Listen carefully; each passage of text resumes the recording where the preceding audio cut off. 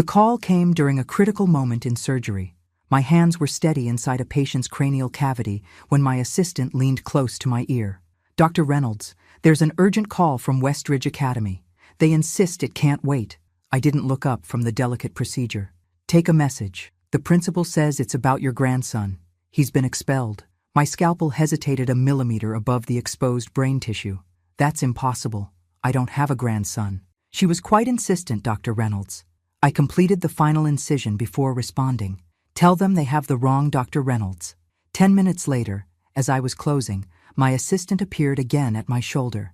"They've called back. The principal specifically asked for Dr. Eliza Reynolds, chief of neurosurgery at Memorial. She says your grandson is in her office and you need to come immediately." Something in my assistant's tone, a note of urgency beyond mere message delivery, made me pause. Did she give a name for this supposed grandson? "Jamie Parker. She said you'd want to know." Parker. The surname hit me like a physical blow. Memories I'd carefully walled away for 17 years threatened to breach their containment. Parker had been Rachel's last name. Rachel, the girl my son William had been dating before his death. The girl who had disappeared afterward, whom I'd never been able to find despite years of searching. I handed my instruments to the resident. "Close for me. I need to go." 30 minutes later, I pulled into the visitor parking lot of Westridge Academy, my heart hammering with a rhythm I couldn't control. The brick buildings and manicured lawns reminded me painfully of the day I'd first toured this campus with William, his 14-year-old enthusiasm washing away my concerns about the tuition. The administrative assistant led me straight to the principal's office, her curious glances suggesting I was already the subject of speculation. Principal Catherine Norwood rose when I entered, a tall woman with prematurely silver hair and compassionate eyes that immediately put me on guard. "Dr. Reynolds, thank you for coming so quickly. There's been a mistake," I said, remaining near the door. "I don't have a grandson. My son died 17 years ago." Norwood nodded slowly. "I understand your confusion, but before we continue this conversation, I'd like you to meet someone." She opened a side door that led to a small conference room. "Jamie, please come in." The boy who appeared in the doorway couldn't have been more than 13. He was slender, with unruly dark hair that fell across his forehead in a way so achingly familiar it sent a physical pain through my chest. But it was his eyes, William's eyes, my eyes, that made me grip the doorframe for support. The same startling shade of cobalt blue that had marked 3 generations of Reynolds. For a moment, neither of us spoke. The boy, Jamie, studied me with an intensity that seemed to reach beyond his years, his gaze traveling over my surgical scrubs, still visible beneath my hastily donned blazer, lingering on my face. "You look exactly like your picture," he said finally, his voice carrying the slight crack of adolescence. I remained frozen, medical training abandoning me entirely as my mind struggled to process what I was seeing. The bone structure, the set of his shoulders, even the small cleft in his chin, the resemblance was undeniable. This child carried the Reynolds genetic blueprint. "Who are you?" I finally managed, my voice barely audible. "James William Parker." He straightened slightly, as if the name carried weight he was still growing into. "My mom is Rachel Parker. My dad was William Reynolds." The room seemed to tilt beneath my feet. Principal Norwood guided me to a chair where I sank down, eyes never leaving the boy's face. "That's not possible," I said automatically, though the evidence stood before me in features I'd first seen in the mirror, then in my son's face, and now in this child's. "William died before. He would have been 17 when you were born." "Almost 18, Jamie corrected. "Mom was 16. The dates aligned with painful precision. William had died 3 weeks after his 18th birthday. If Rachel had been pregnant when it happened, if she had disappeared afterward not out of grief, but out of fear or shame. "Where is your mother?" I asked, suddenly desperate to see the woman who had vanished from my life, taking with her, apparently, the only living piece of my son. Jamie's expression darkened. "That's kind of the problem. She's been gone for 3 days. Her boyfriend Drew said she took off, but she wouldn't leave without telling me." His carefully maintained composure cracked slightly. "That's why I got expelled. I punched Drew's son when he said Mom probably ran off with some guy from work." Principal Norwood interjected gently. "Jamie has been staying with his stepbrother despite the conflict. The situation is clearly untenable.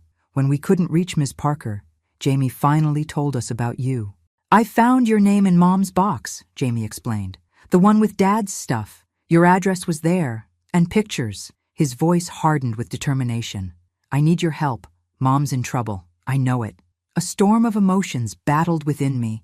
Shock, disbelief, hope, and an overwhelming sense of vertigo as 17 years of grief suddenly shifted beneath my feet. I stared at the boy, at Jamie, trying to reconcile his existence with the carefully constructed reality I'd built since William's death. You have proof? I asked, my voice steadier than I felt. That William was your father? Birth certificate lists him, Jamie replied. And Mom kept everything, pictures, letters, even his old watch. He reached into his pocket and pulled out a tarnished silver pocket watch I recognized immediately. William's grandfather had given it to him on his 16th birthday. May I? I held out my hand, and Jamie hesitated only briefly before placing the watch in my palm. The familiar weight of it sent me hurtling backward through time, William proudly showing it off, William forgetting it on the kitchen counter, William twirling it absently while studying. I opened the case with practiced fingers, knowing what I'd find inside. The inscription reading, "Time reveals truth," and a small photo of William's father and me. The photo was still there, faded now, but unmistakable. Where have you been living? I asked, returning the watch with reluctance. Apartment on West Side. Mom works at Valley Hospital in administration. His expression darkened.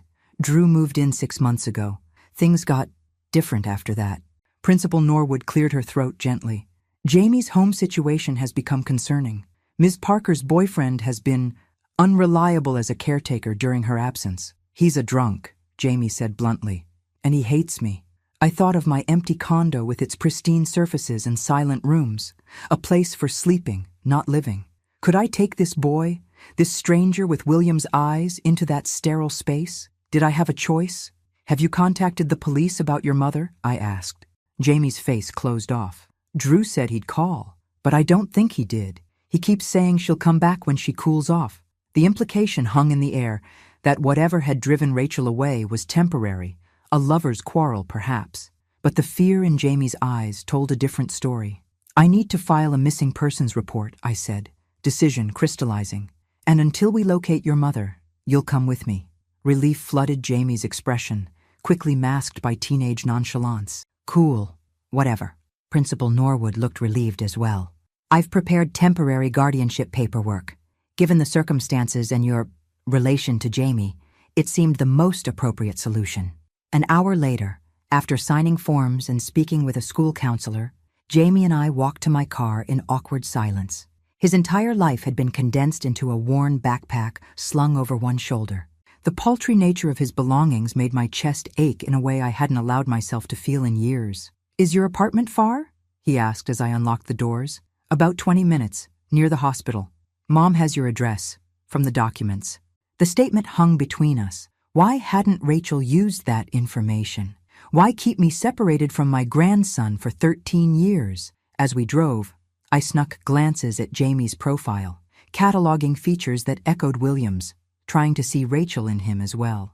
I had met her only a handful of times, a quiet girl with chestnut hair who had made William laugh in a way I'd never heard before. Your mother, I began carefully. Has she ever mentioned me?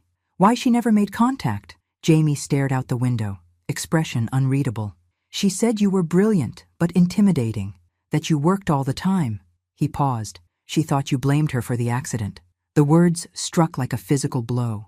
The accident wasn't her fault. It wasn't anyone's fault, except the drunk driver who hit William's car. She said you argued. That night, another wave of dizziness washed over me. William and I had indeed fought the night of the accident, a bitter, ugly argument about his future. He had stormed out, driving too fast on rain-slicked roads. I had always assumed he was heading to a friend's house. Had he been going to Rachel instead? We did, I admitted, but that doesn't mean I blamed her. Jamie turned to look at me directly, his gaze uncomfortably penetrating. She said she tried to call you, after, to tell you about me. She said your secretary wouldn't put her through. I remembered those first devastating months after William's death, how I'd retreated into work, refusing most calls, delegating everything possible to my assistant. Had Rachel tried to reach me then? Had she been blocked by well-meaning staff trying to protect me from further pain? I never knew, I said honestly. If I had, you would have what? The challenge in his voice was pure teenage defensiveness, but the vulnerability beneath it was unmistakable. Before I could answer, my phone rang, the hospital's emergency line. I answered through the car's Bluetooth. "Dr. Reynolds," said the trauma nurse, "we have a female assault victim, unconscious, admitted an hour ago. Her ID says Rachel Parker." The hospital corridors had never felt so long. Jamie half ran beside me, his backpack bouncing against his shoulder as we navigated the familiar labyrinth of the emergency department. I had walked these halls thousands of times as a surgeon, always insulated by professional detachment. Now every step echoed with personal dread. "Is she going to die?" Jamie asked, his voice cracking. "I don't know," I answered honestly, "but she's receiving excellent care." The trauma bay doors parted for my ID badge. Dr. Samantha Winters, head of emergency medicine, met us at the entrance, her expression shifting from professional to compassionate when she saw Jamie. "Eliza," she said using my first name, unusual in our working relationship. "You know the patient?" "She's my—" I faltered, the relationship still too new and strange to articulate. "This is her son, my grandson." If Samantha was surprised by this revelation, she hid it well. "Ms. Parker has suffered blunt force trauma to the head and torso. CT scan shows a subdural hematoma. We've paged neurosurgery." "I want Dr. Levine," I said immediately, naming the colleague I trusted most. "And I want full access to her case." "You know the protocols about treating family," Samantha began. "I'm not treating her. I'm observing." My tone left no room for argument. She nodded curtly. "She's in trauma 3, being prepped for surgery. 2 minutes, then we need to move." Jamie had gone very still beside me, his face pale. "Can I see her?" The professional part of me wanted to protect him from the sight of his mother broken and unconscious. The newly discovered grandmother in me recognized he needed truth more than protection. "Briefly," I agreed. Rachel Parker lay surrounded by medical equipment, her face barely visible beneath bruising and an oxygen mask. At 33, she still resembled the teenager I remembered. The same heart-shaped face, now matured into a woman's features. Her chestnut hair was matted with blood where it wasn't shaved away for the impending surgery. Jamie approached the bedside, reaching for her hand with heartbreaking gentleness. "Mom," he whispered. "I found her. William's mom. I told you she'd help us." I stood frozen, watching this child speak to his unconscious mother with such raw certainty in my assistance, a faith I had done nothing yet to earn. "Who did this to her?" I asked, my voice hardening. "Drew," Jamie said without hesitation. "Had to be. They were fighting about money, about me." His jaw tightened in a way so reminiscent of William that my chest constricted. He said if she'd gotten rid of me years ago, they wouldn't be so broke now. Fury rose in me, cold, precise, and clarifying. This man had harmed a woman connected to my son, had threatened a child of my blood. The protective instinct that surged through me was primitive and absolute. "Time to go," a nurse announced, disconnecting monitors for transport. As they wheeled Rachel toward surgery, I placed my hand on Jamie's shoulder. "She's in good hands. Dr. Levine is the best neurosurgeon at Memorial besides me." "Will she remember me?" he asked, the question breaking through his careful composure. "If she wakes up?" "When she wakes up," I corrected firmly. "We'll be right here." The hours of Rachel's surgery stretched interminably. I secured a private waiting room normally reserved for hospital donors, ordered food that Jamie barely touched, and made calls to the police to report the assault, to my assistant to clear my schedule for the next week, and to security to ensure Drew wouldn't gain access to Rachel should he appear. Jamie alternated between pacing and sitting in rigid silence, his body humming with barely contained emotion. Occasionally, he would pull out William's pocket watch, turning it over in his hands as if it contained answers. "Tell me about your mother," I said, breaking a long silence. He glanced up, guardedness warring with the need to talk. "She works all the time. 2 jobs sometimes. She's really smart but never finished college." A flicker of pride crossed his face. "She can remember every patient's name at the clinic, even the difficult ones. And school? The expulsion?" His expression closed again. "It was stupid. Derek, Drew's son, said Mom was probably shacked up with her boss, that she'd been looking for a way out of being stuck with me." His fists clenched. I broke his nose. "Understandable," I said. surprising both of us. Inappropriate, but understandable. Jamie studied me with renewed interest. You're not mad? About the fight? No. Violence isn't the answer, but loyalty is a Reynolds trait. I hesitated, then asked the question that had been burning inside me. What else has your mother told you about William? About your father? That he was smart, funny. A ghost of a smile touched his lips. That he could solve Rubik's Cubes in under a minute and hated peanut butter. That he was going to be an engineer. His eyes, William's eyes, met mine. That he would have loved me if he'd known. The simple statement cracked something inside me that had been sealed for 17 years. Of course William would have loved this boy. My son, for all his teenage rebellion, had possessed a boundless capacity for love. She was right about that, I said softly. He would have adored you. Dr. Levine found us shortly after midnight, his surgical cap still on, exhaustion evident in the lines around his eyes. I stood immediately, reading his expression with the practiced eye of a colleague. She's stable, he said, addressing us both. The surgery went well. We evacuated the hematoma and controlled the intracranial pressure. There's significant swelling, so we're keeping her sedated for now. Jamie stepped forward. When will she wake up? Levine glanced at me before answering, a professional courtesy. I nodded slightly. We'll begin weaning her off sedation in 48 to 72 hours, depending on how the swelling responds. Then it's up to her. He hesitated. There was a lot of trauma, Jamie. We need to be prepared for a potentially lengthy recovery. But she'll be okay?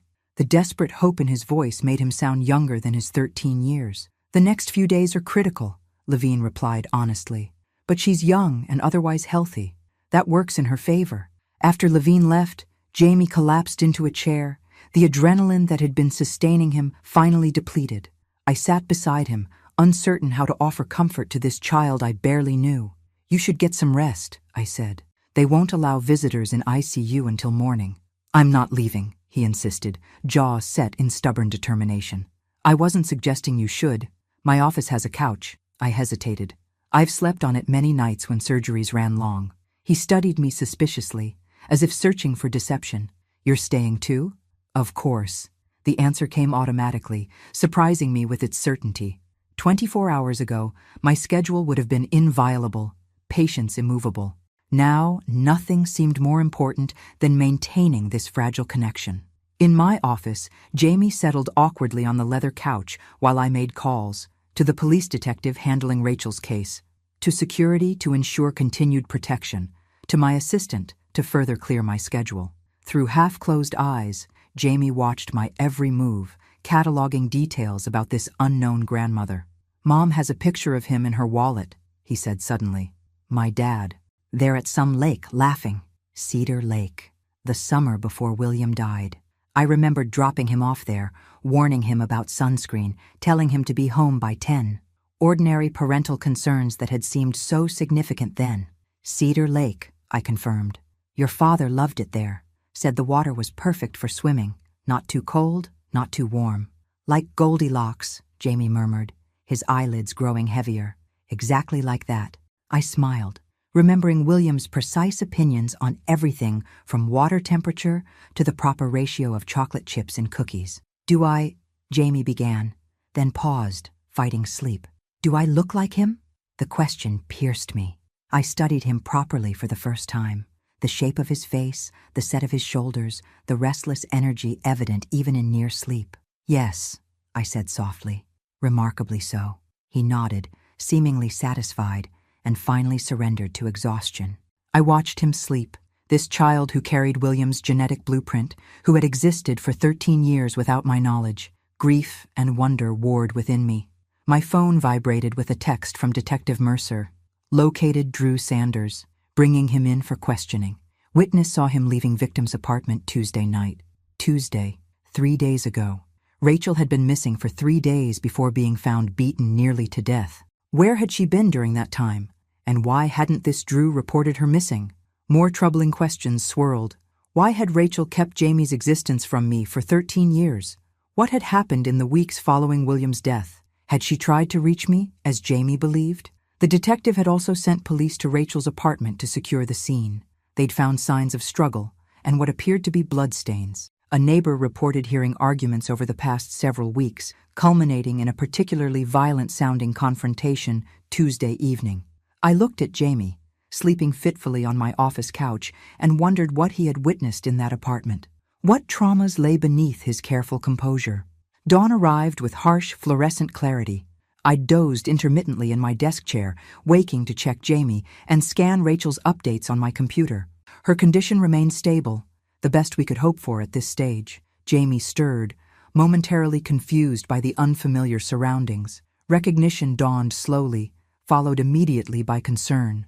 "Mom?" he asked, sitting up abruptly. "Stable," I assured him. "No changes overnight. They're monitoring her closely." He nodded, relief evident before a new worry took its place. "Drew? Did they find him?" "They're questioning him now." I hesitated, unsure how much to share with a child, even one as precociously mature as Jamie. "They found evidence at your apartment that supports your theory about what happened." His expression hardened. "He's going to jail, right? For what he did to her?" "The police are building their case," I said carefully. "But yes, if the evidence confirms what we suspect, he'll face serious charges." Jamie's shoulders relaxed fractionally. For the first time, I noticed how thin they were beneath his oversized sweatshirt, how thin he was generally. Had there been food insecurity in that apartment? One more question to add to my growing list. "I'm hungry," he admitted, as if hearing my thoughts. "Then let's find breakfast," I said, rising. "And after that, we can see your mother." The hospital cafeteria buzzed with early morning activity. Doctors beginning shifts, nurses ending them, families seeking momentary refuge from bedside vigils. Jamie devoured 2 plates of eggs and toast with the focused intensity of someone unaccustomed to regular meals, confirming my suspicion about food scarcity at home. "Can we see Mom now?" he asked, draining his 3rd glass of orange juice. "ICU visiting hours start at 8, I replied, checking my watch. 20 more minutes. Jamie nodded, fingers tapping restlessly on the table. "What if she doesn't know me? When she wakes up?" His voice remained steady, but fear shadowed his eyes. "Memory loss is possible with traumatic brain injury," I acknowledged, my medical training warring with my instinct to offer comfort. "But it's more often short-term memory affected, not long-term relationships. You'll fix her though, right? If something's wrong?" The absolute confidence in his tone caught me off guard. "Mom says you're the best brain surgeon in the country." She had said that? After all these years, after whatever had kept us apart, Rachel had spoken of me with respect to her son, to William's son. "Dr. Levine is handling your mother's case," I reminded him. "I can't treat family members, but you'll make sure she gets the best care." It wasn't a question. I recognized the trait. William's unshakable conviction that once I committed to something, success was inevitable. How many times had I seen that same expression on my son's face? How many times had I failed to recognize its origins in blind faith rather than arrogance?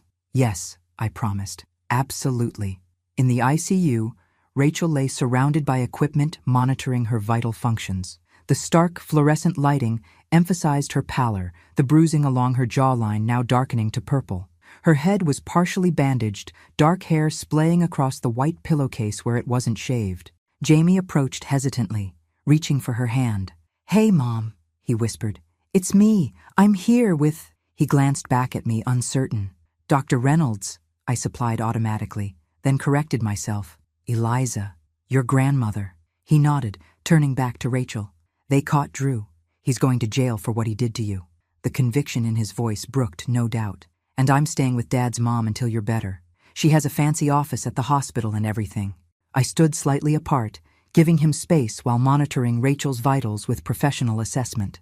The numbers were stable, encouraging even. The pressure monitor showed improvement overnight, the swelling already beginning to subside. My phone vibrated with a text from Detective Mercer. "Sanders in custody.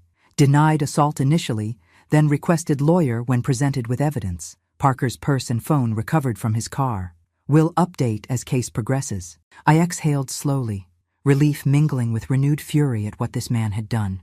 Jamie didn't need to know the details yet, nor did he need to know that Rachel's prolonged absence likely meant she'd been lying injured and unconscious somewhere, perhaps in her own home, for days before being brought to the hospital by an anonymous caller who'd then disappeared. "Dr. Reynolds?"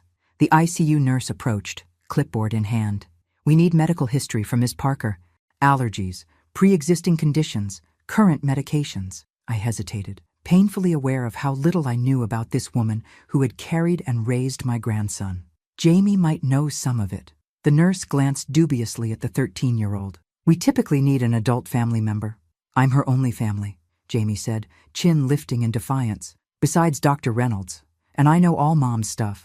Her medication is in the cabinet above the stove, atenolol for blood pressure and something that starts with an L for migraines. The nurse softened visibly.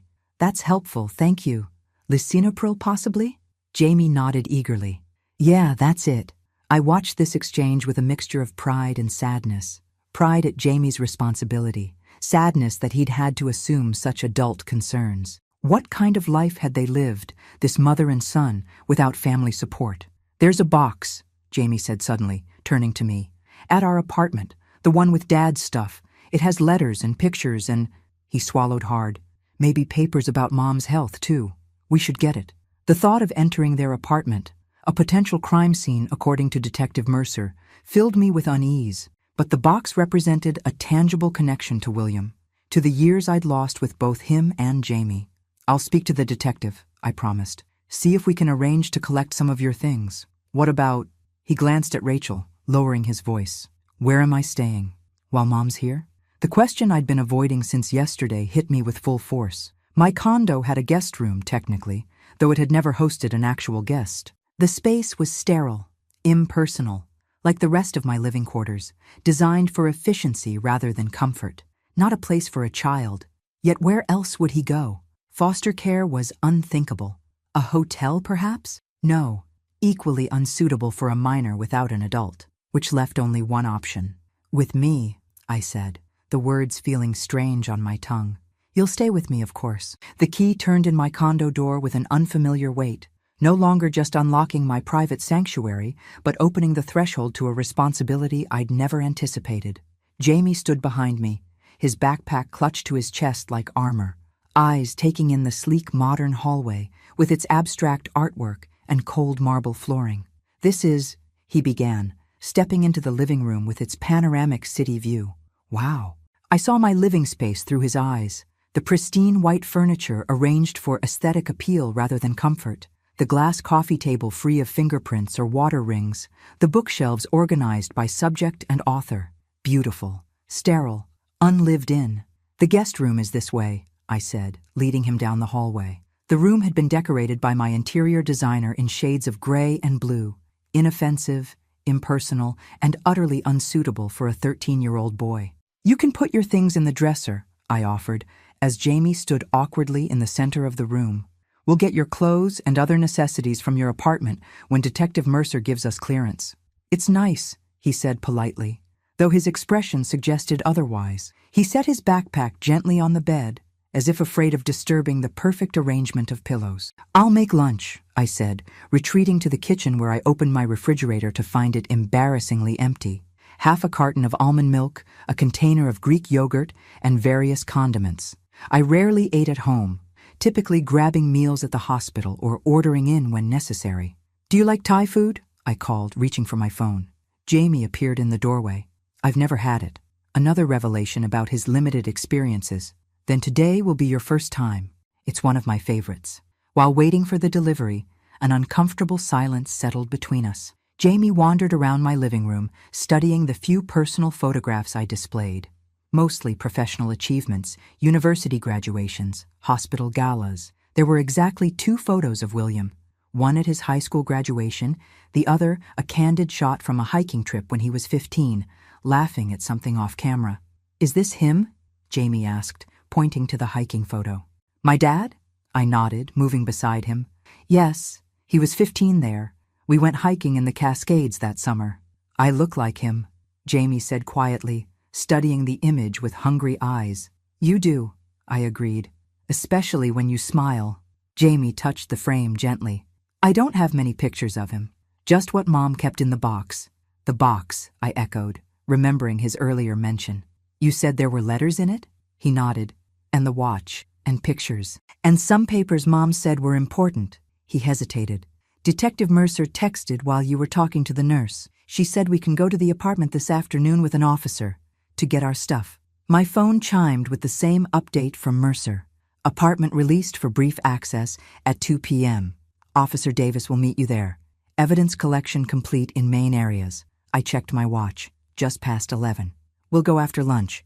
Make a list of what you need most. The Thai food arrived, and I watched with quiet satisfaction as Jamie cautiously tried each dish, his eyes widening at the explosion of unfamiliar flavors. "This is amazing," he declared, piling more pad Thai onto his plate. "Your father loved Thai food," I said, the memory surfacing unexpectedly. He could eat his weight in green curry. "Really?" Jamie looked up eagerly. "What else did he like?" The simple question opened a floodgate.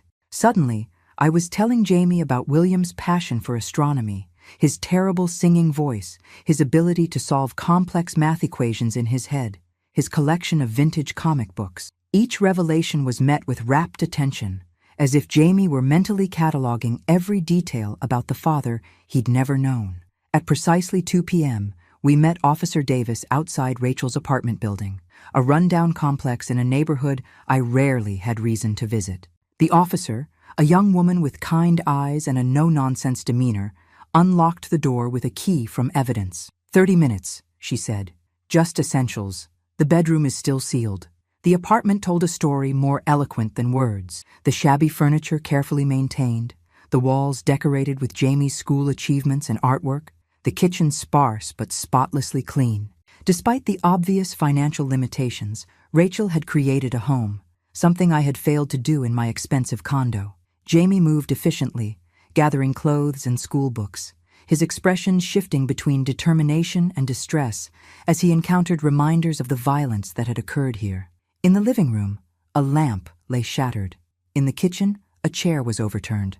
"The box," he said suddenly, heading to a small closet near the entryway. He pulled out a battered metal container, the kind used for document storage, and held it like something precious. "This is it. All Dad's stuff." Officer Davis checked it briefly to ensure it contained no evidence, then nodded. "You can take it." In the car, Jamie clutched the box on his lap, his knuckles white. Mom would look at this sometimes when she thought I was asleep. She'd cry. He looked up at me. "Did you look for her? After Dad died?" The question pierced me. "Yes," I admitted, "but not immediately. I was lost after William's death. By the time I started searching, she had disappeared." The familiar guilt resurfaced. I hired investigators, contacted her school, her friends. No one knew where she'd gone. "Her parents sent her away," Jamie said, "to her aunts in Oregon. They were super religious, said she'd disgraced the family." His mouth tightened. "They're dead now. Good riddance."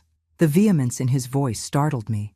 What kind of grandparents had rejected their own daughter and unborn grandchild? The same kind who had never attempted to contact me, never considered that William's mother might want to know her grandson existed. "Jamie," I said carefully as we pulled into my building's garage, "I want you to know that if I had known about you, I would have moved heaven and earth to be part of your life." He studied me for a long moment, weighing my sincerity with those eyes so like William's. "I believe you," he said finally. "Can we open the box now?"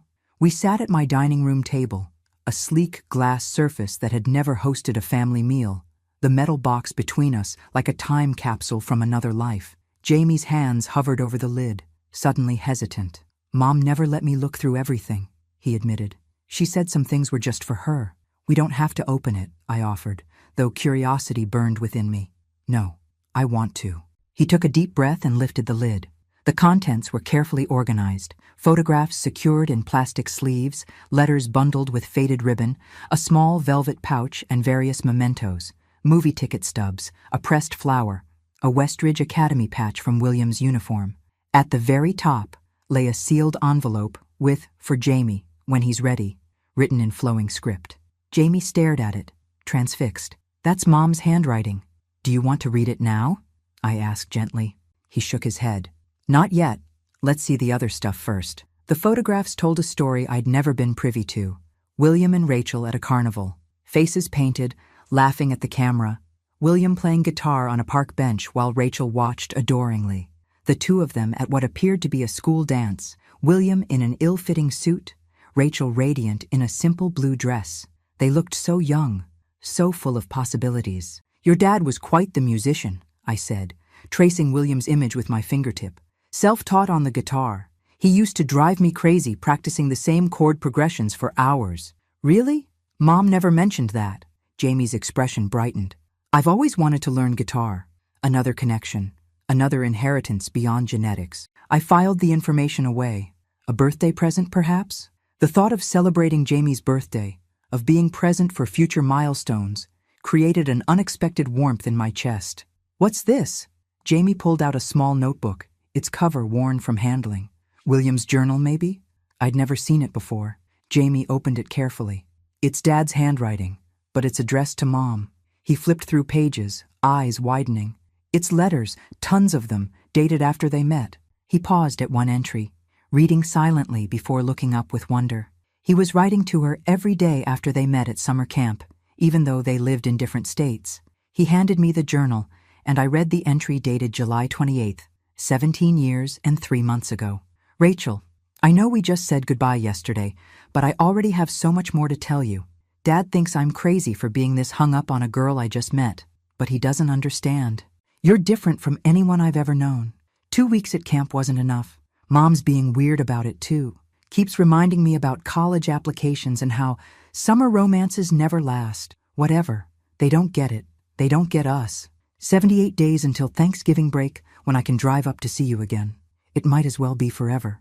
The casual teenage dismissal of my concerns, so irritating then, now struck me as painfully poignant. I hadn't understood. I had seen Rachel as a distraction during William's critical senior year, not as the significant relationship she clearly was. Jamie had moved on to the letters, untying the ribbon that bound them. Mom wrote him back. Look, Rachel's handwriting was neat, precise, her letters filled with teenage dreams and daily minutiae and profound declarations of love. I read them with growing understanding of what William had found in this girl. Intelligence, kindness, a gentle humor that must have balanced his intensity. The timeline emerged through their correspondence. Meeting at summer camp in June, maintaining a long-distance relationship through calls and letters, William's Thanksgiving visit to her hometown, plans for her to visit us at Christmas. The last dated letter from William was written 3 days before his death. There's something else here, Jamie said, reaching for the velvet pouch. He tipped it over, and a delicate silver ring with a small sapphire stone tumbled into his palm. I've never seen that before, I said. There's a note. Jamie unfolded a small paper tucked inside the pouch. For Rachel, a promise for our future. Love, Will. The implications hit me with physical force. William had bought a ring. Not an engagement ring. They were far too young. But a promise ring. A commitment that their relationship would continue beyond the separation of college. He was going to give it to her at Christmas, Jamie said, the pieces clicking together. But then the accident happened. I nodded, unable to speak past the tightness in my throat. All these years, I'd characterized William's relationship with Rachel as a teenage infatuation. The evidence before us painted a different picture, one of young love, certainly, but with a depth and seriousness I'd failed to recognize. Jamie carefully returned the ring to its pouch. There's one more thing. He withdrew a sealed envelope from the bottom of the box, this one addressed simply, Mom. My hands trembled as I accepted it. The envelope was aged, the seal yellowed with time. Inside was a single sheet of paper, folded precisely, dated 1 week after William's funeral. Dr. Reynolds, you don't know me, but I loved your son. My name is Rachel Parker. Will and I met last summer. I'm writing to tell you something important. I'm pregnant with William's child, 4 months along now. I tried calling several times but couldn't get past your secretary. I understand you're grieving. I am too. I don't expect anything from you. My parents have made it clear I'm on my own. They're sending me to live with my aunt in Oregon until the baby comes. After that, I'm not sure what happens. Will talked about you all the time. He said you were the smartest, strongest person he knew. He was so proud to be your son. Even when you argued, I thought you should know about your grandchild. If you want to be part of our lives, my aunt's address is below. If not, I understand. I'm sorry for your loss. I miss him every day. Rachel.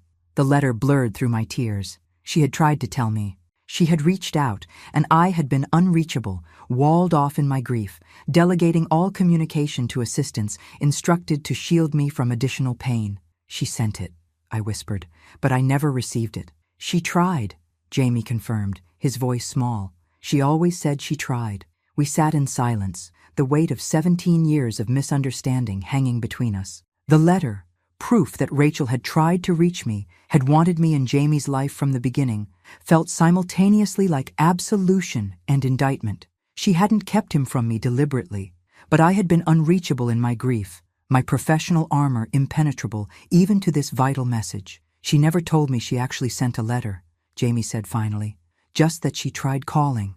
My assistant at that time, Sandra, was very protective after William died. I remembered her fierce gatekeeping, screening calls, redirecting well-wishers, managing my schedule so I could function through the haze of grief. She probably thought she was shielding me from additional pain. Jamie traced the edge of the letter with his fingertip. If you'd gotten it, would you have contacted Mom? Without hesitation, I said, the certainty absolute. I would have been on the first flight to Oregon. He studied me, weighing the truth of my statement. Why?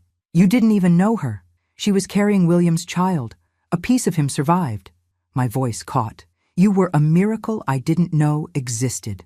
Jamie ducked his head, uncomfortable with the raw emotion, but I caught the slight upturn of his mouth, pleased, perhaps, to be wanted so unequivocally. My phone rang. The hospital. I answered immediately, heart rate spiking. Dr. Reynolds? This is Dr. Levine. Rachel Parker is showing increased brain activity. We're considering beginning to wean her from sedation tomorrow morning instead of waiting. Relief coursed through me. That's excellent news. We'll be there first thing tomorrow. After I hung up, I explained the development to Jamie, watching hope illuminate his features. Does that mean she'll wake up sooner? Possibly. Her brain is healing faster than expected. Will she remember what happened? Who did it to her? The question carried layered concerns. Would she remember the trauma? Would she be able to testify against Drew? Memory around traumatic events can be complicated, I said carefully. We'll have to wait and see. Jamie nodded, but worry lingered in his eyes. He began returning items to the metal box, handling each memento with reverence. When he reached the unopened letter addressed to him, he hesitated.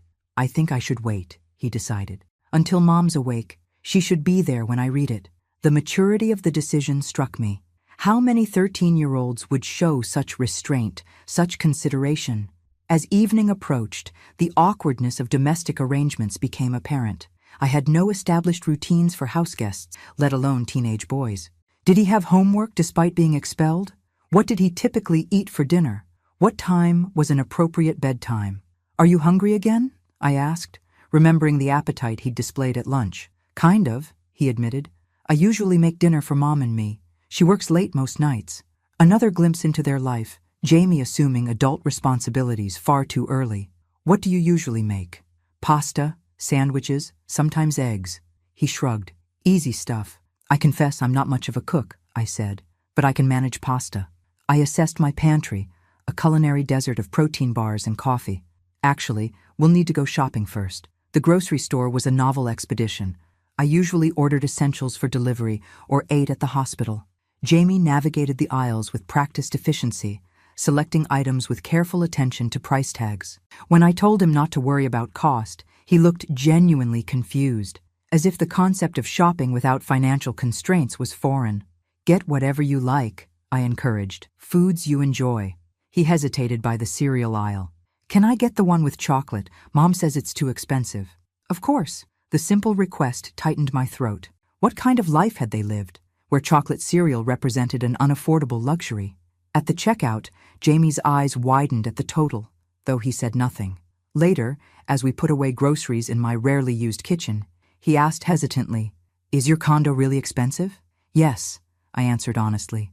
I've been fortunate in my career. And you live here all alone? The question held genuine bewilderment. I do. Why? The directness of adolescence.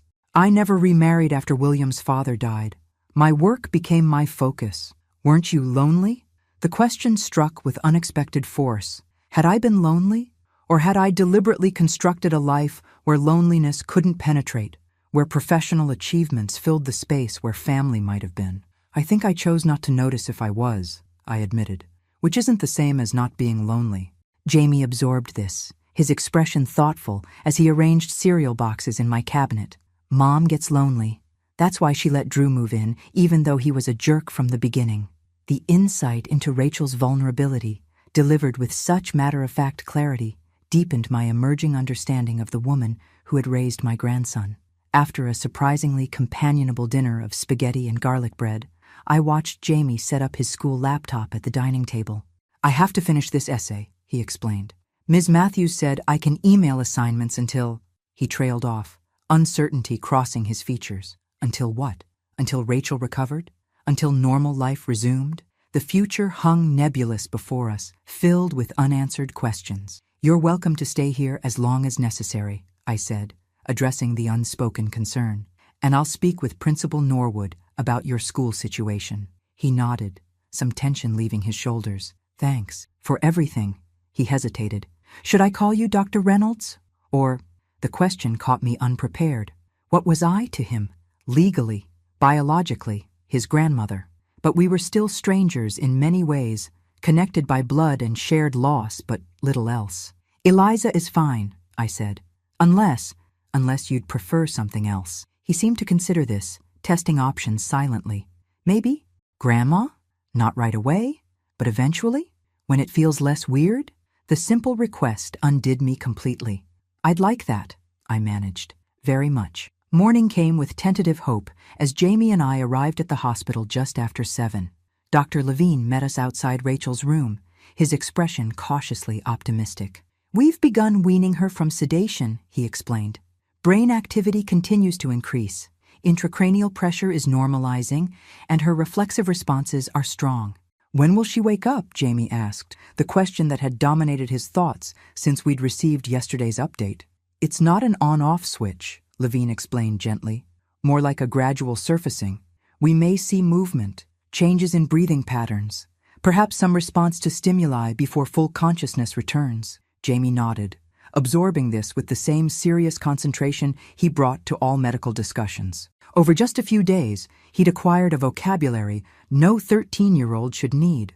Subdural hematoma, intracranial pressure, Glasgow coma scale. "Can I sit with her? Talk to her?"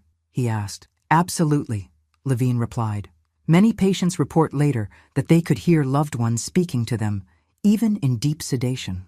"Your voice might help guide her back." In Rachel's room, the improvement was subtle but significant. Fewer monitoring devices, a healthier color beneath the bruising, the regular rise and fall of her chest less mechanically perfect as her body reasserted its natural rhythms. Jamie took his now familiar position beside her bed, talking quietly about everything and nothing.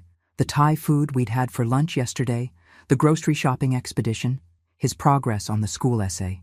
I stood back, giving them privacy, while monitoring the vital signs with practiced eyes. My phone vibrated with a text from Detective Mercer. "Sanders charged with aggravated assault, attempted murder. Evidence includes neighbor testimony, physical evidence, apartment security footage. Bail denied due to flight risk." Relief washed through me. Drew would remain in custody, unable to threaten Rachel or Jamie further. Another text followed.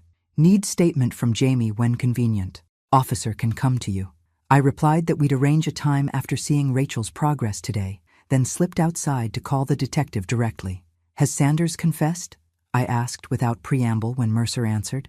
"Not formally, but he's implicated himself during questioning," she replied. "Security footage from the apartment complex shows him dragging what appears to be an unconscious Rachel to his car Tuesday night. He returned alone 40 minutes later. We believe he left her somewhere, assuming she wouldn't survive her injuries. The calculated cruelty of it, leaving Rachel to die alone, leaving Jamie to wonder what had happened to his mother, renewed my fury. Who found her? Who brought her to the hospital? Anonymous call to 911 from a burner phone. Caller reported an injured woman behind an abandoned warehouse near the River District. Refused to identify themselves.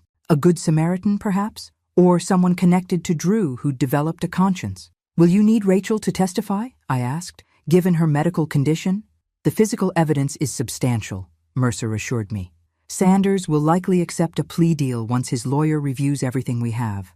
But yes, her testimony would strengthen the case if she's able to provide it." After ending the call, I returned to find Jamie holding Rachel's hand, his expression animated as he described something about school. He paused mid-sentence, eyes widening. "Her fingers moved," he whispered. I felt them squeeze my hand. I moved to the opposite side of the bed, taking Rachel's other hand. Rachel, can you hear us? If you can, try to squeeze my hand. A moment passed, then another. Just as disappointment began to settle, I felt it. The faintest pressure against my fingers, deliberate rather than reflexive. She did it! Jamie's voice broke with excitement. Mom! Mom! It's me! Jamie! You're in the hospital, but you're going to be okay. Rachel's eyelids fluttered, but didn't open. Her breathing changed subtly, quickening. I'll get Dr. Levine, I said, pressing the call button. The next hour passed in a blur of cautious optimism as medical staff conducted assessments. Rachel showed increasing signs of consciousness, eye movement beneath closed lids, purposeful responses to verbal commands, changing vital signs when Jamie spoke to her. This is all extremely encouraging, Levine told us afterward. At this rate, she may regain consciousness within the next 24 to 48 hours. However, he cautioned, remember that full recovery from traumatic brain injury is a marathon, not a sprint. There will likely be challenges ahead, physical, cognitive, emotional. Jamie absorbed this with remarkable maturity. But she'll still be Mom, right? She'll know me? Based on her responses to your voice, I believe so, yes. That afternoon, as Rachel continued her slow journey back to consciousness, Jamie and I took a break in the hospital cafeteria. The officer taking Jamie's statement had just left, and emotional exhaustion showed in the slump of his shoulders. You did well, I told him, pushing a slice of chocolate cake toward him. Detective Mercer said your statement was very clear and helpful. I just told the truth, he said, picking at the cake without his usual enthusiasm. About Drew? About the fights? About that night? He looked up suddenly. Is Mom going to be scared when she wakes up? Will she remember what he did to her? The question revealed his deepest fear, that Rachel might wake up trapped in the terror of her assault. It's possible she won't remember the event itself, I said carefully. The brain sometimes protects itself from traumatic memories. But she'll remember me? And you? Almost certainly. Those memories are deeper, more established. I hesitated, then added, Jamie, no matter what challenges arise in your mother's recovery, we'll face them together. I'm not going anywhere. For the first time since we'd met, he reached for my hand across the table. A deliberate connection, a chosen trust. When Mom talked about you, he said quietly, she always said you were brilliant but intimidating, that you probably wouldn't have time for someone like her, for us. He looked down at our joined hands. But she was wrong, wasn't she? Yes, I said, my voice thick with emotion. She was very wrong about that. Rachel opened her eyes on a Thursday afternoon, the slow ascent to consciousness culminating in a moment so ordinary and yet so profound that it felt suspended in time. Jamie had been reading aloud from a science textbook, something about the life cycle of stars, when his mother's fingers tightened around his. Jamie, she whispered, her voice raspy from disuse. I was at the nurse's station reviewing her latest scans when I heard his shout. By the time I reached the room, Jamie was leaning over the bed rail, tears streaming down his face, as Rachel weakly lifted a hand to touch his cheek. You're awake, he kept repeating. Mom, you're really awake. Her eyes, still unfocused, moved from Jamie's face to mine as I entered. Confusion, recognition, and something like wonder crossed her features. Dr. Reynolds? Her voice was barely audible. You're here. Yes, I said, moving to the opposite side of the bed. I'm here. Rachel looked between us, piecing together a reality that must have seemed impossible before her injury. How Jamie found me, I explained gently. He's been staying with me while you've been in the hospital. Her eyes widened, filling with tears. I tried to tell you, she whispered, years ago, about Jamie. I know, I said, taking her hand. I found your letter. I'm so sorry I wasn't there for you both. Dr. Levine arrived with a team, and we stepped back to allow them to assess Rachel's condition. The evaluation confirmed what her awakening had suggested, a remarkably positive prognosis, though with significant rehabilitation ahead. Her speech was slightly slurred, her right side mobility somewhat impaired, but her memory and cognitive functions appeared largely intact. Do you remember what happened to you, Miss Parker? Dr. Levine asked gently. Fear flickered across her face. Drew, she whispered, we fought. About Jamie. About money. Her eyes sought her son. He said terrible things. I told him to leave. Then, she frowned, struggling. Then nothing. That's normal, Levine assured her. Memory gaps around traumatic events are common. When the medical team departed, I offered to leave as well, to give mother and son privacy for their reunion. But Rachel's hand reached for mine. Stay, she said. Please. For the next hour, Rachel listened, as Jamie explained how he'd found me, how we'd discovered the truth about the past, how Drew had been arrested. She drifted in and out of focus, fatigue evident in her features, but her eyes remained fixed on her son, on our grandson, as if afraid he might disappear. When Jamie stepped out to find a snack, Rachel turned to me. I always imagined this moment, she admitted, her voice stronger now. Meeting you again. I rehearsed explanations, apologies. No apologies needed, I said firmly. You were 16, alone, in an impossible situation. I should have tried harder to reach you, and I should have been reachable. I hesitated, then added, He's extraordinary, Rachel.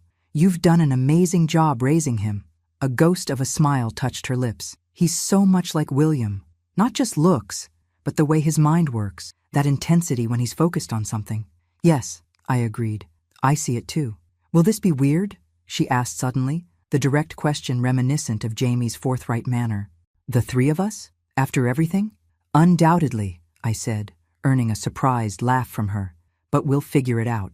The following weeks established a new normal, as abnormal as it might have seemed a month earlier.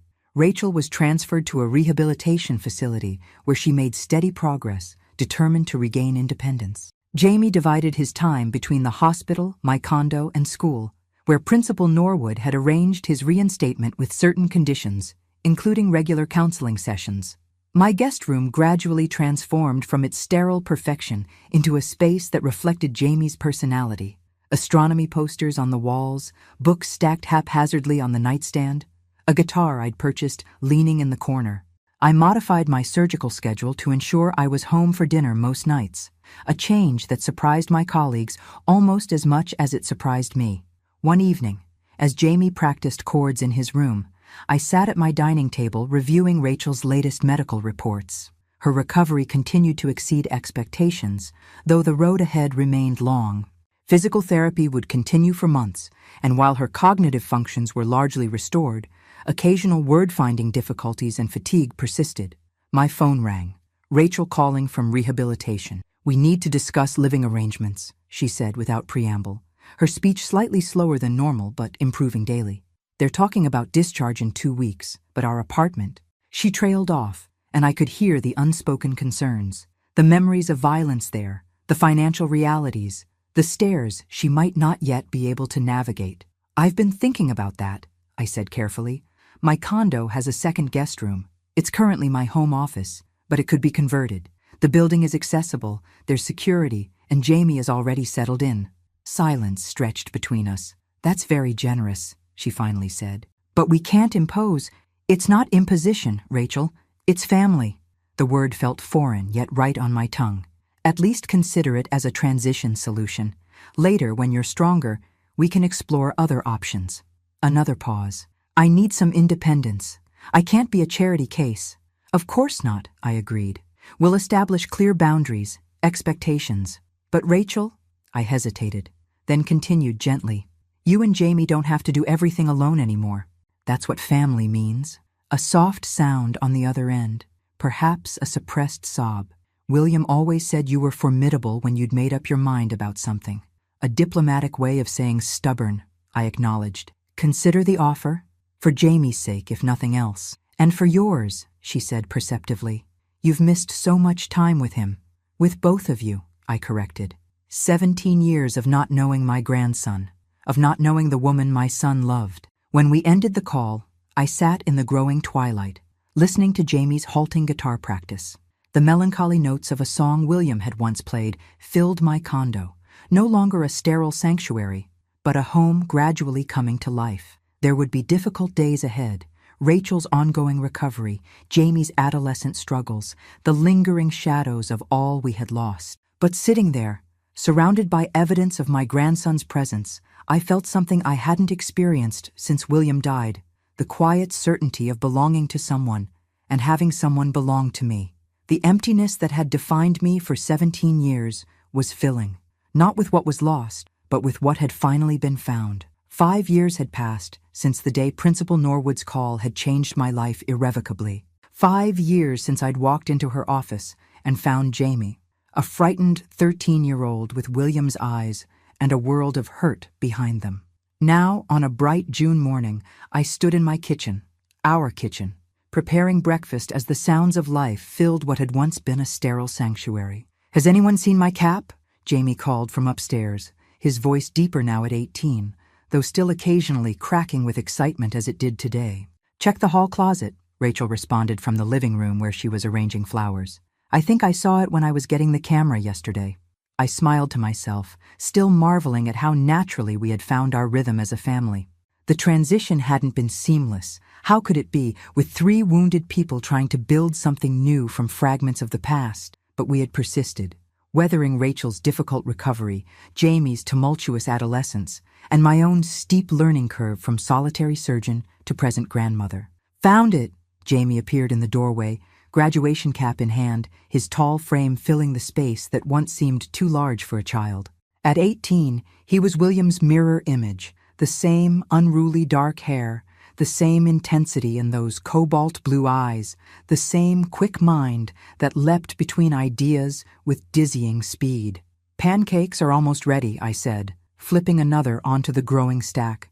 Cooking had become my unexpected joy in retirement. Yes, retirement, a concept I'd once considered synonymous with surrender.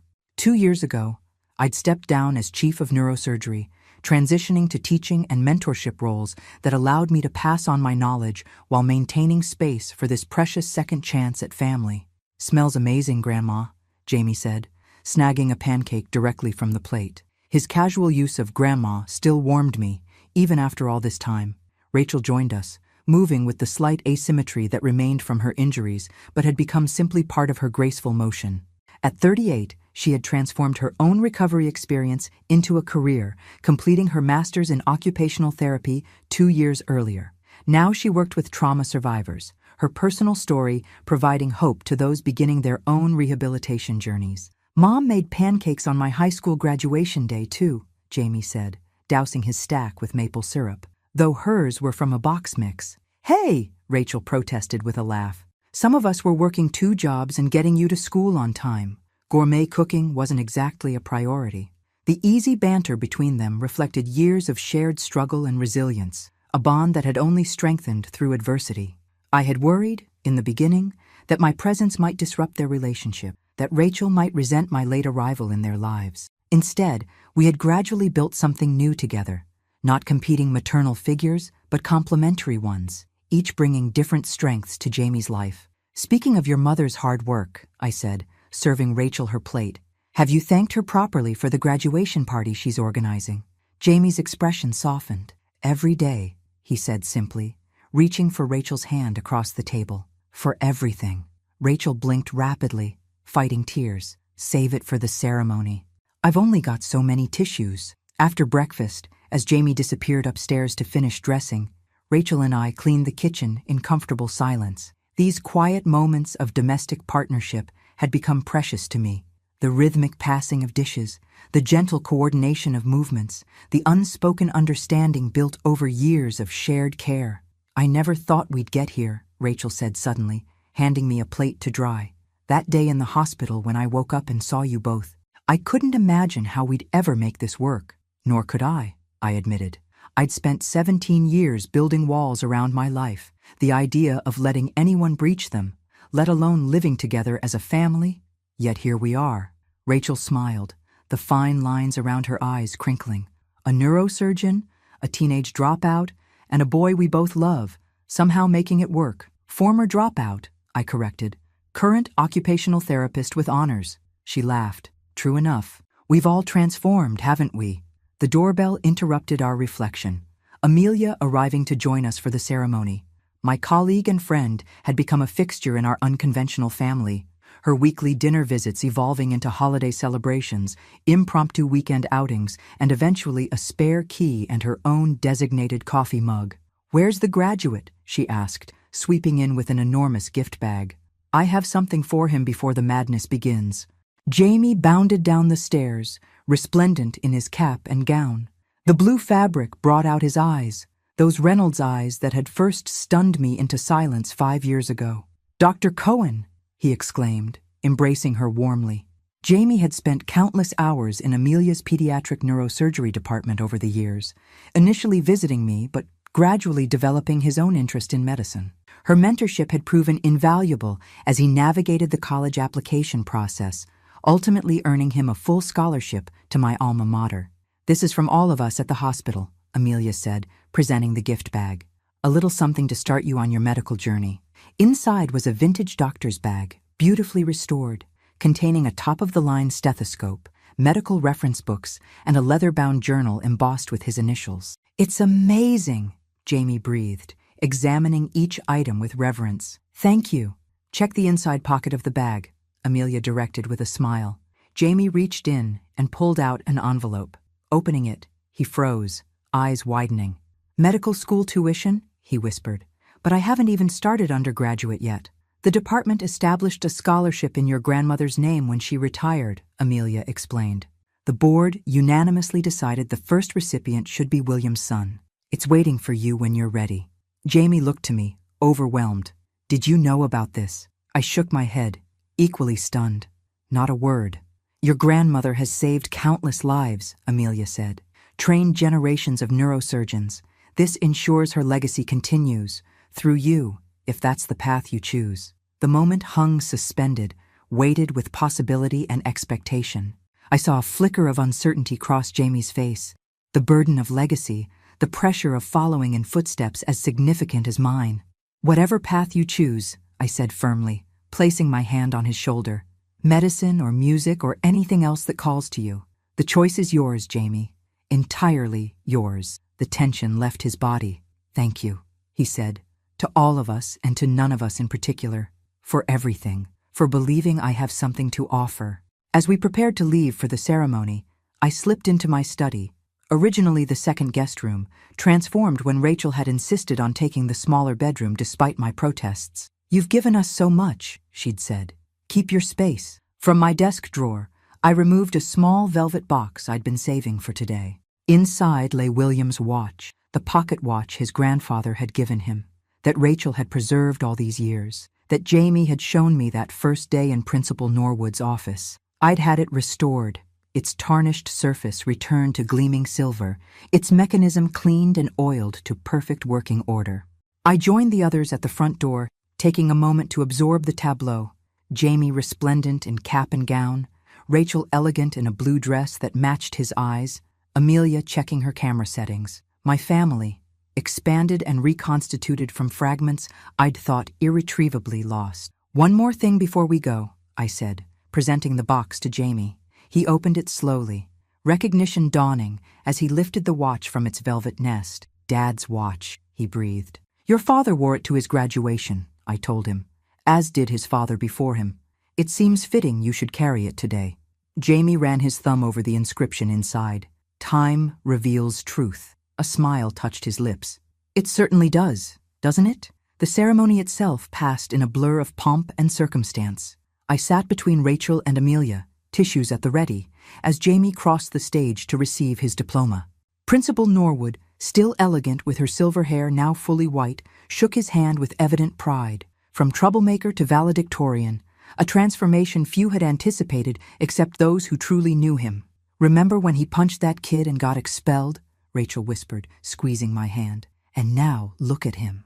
Best expulsion of my career," I whispered back, making her laugh through her tears. After the ceremony, amid the chaos of photographs and congratulations, Jamie introduced us to his teachers, his friends, and, most significantly, Sophie, the girlfriend he'd been mentioning with increasing frequency.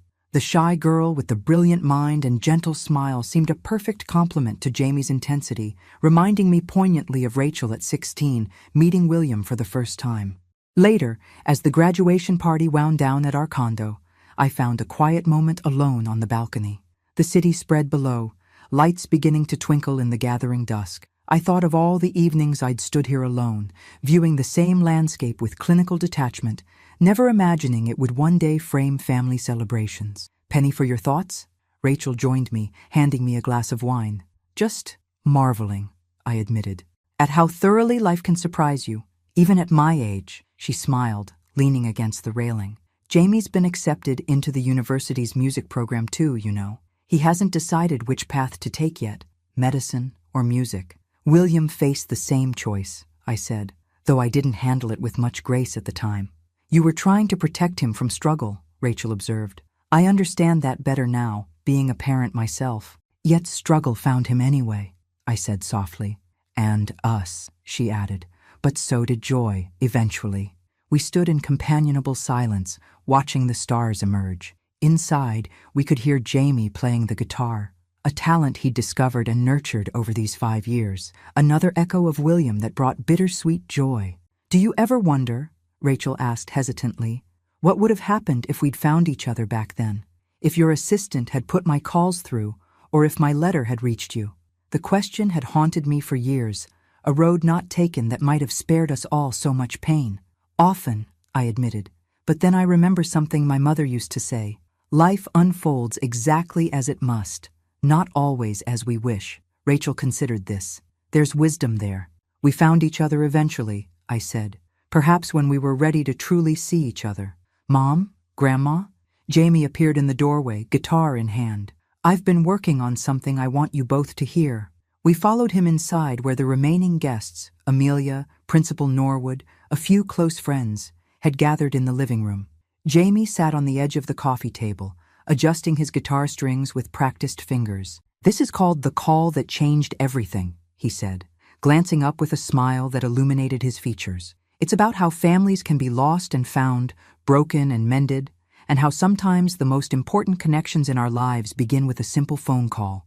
As the first notes filled the room, complex, beautiful, occasionally dissonant, but ultimately harmonious, I felt William's presence more strongly than I had in 20 years, not as a ghost haunting the periphery of my life, but as an integral thread in the tapestry we had woven together, grandmother, mother, and son. Jamie's music built to its crescendo, his fingers dancing across the strings with inherited talent and hard-earned skill. Rachel's hand found mine, squeezing gently as tears tracked silently down both our faces. In that moment, surrounded by the family I never knew I could have, I understood what had eluded me for decades. Legacy isn't found in professional accolades or surgical innovations, but in the love that survives even the deepest losses, and in the courage to answer unexpected calls that change everything.